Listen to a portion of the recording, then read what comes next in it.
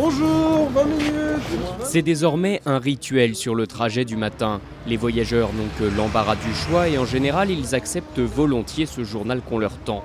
La preuve, chaque jour, 20 minutes, métro et direct matin tirent au total à 2 700 000 exemplaires. Les gratuits ont pris la place de journaux qui n'existaient plus. C'est la place des populaires. Les gens qui lisent les gratuits sont des gens qui ne lisaient pas les quotidiens payants avant de lire les gratuits. Donc là, il y a véritablement, non pas une concurrence, mais une différence. Les gratuits vivent de la publicité, mais seuls 20 minutes est bénéficiaire. Y a-t-il assez de place pour 3 quotidiens concurrents? Certains en doutent. Pas le président de Métro. Je n'ai pas une vision malthusienne du marché. Et de se dire 3 au lieu de 2, et demain on dira peut-être qu'il y a place que pour un, c'est le jour où potentiellement il n'y en aurait que 2. Je n'y crois pas. Je crois que c'est à chacun de faire la preuve de se différencier. Et qu'en se différenciant, chacun des 3 titres peut trouver son lectorat, et donc son audience, et donc ses recettes. Pour séduire de nouveaux lecteurs, le journal s'apprête d'ailleurs à lancer une nouvelle formule. La création de brèves plutôt en horizontal qu'en vertical.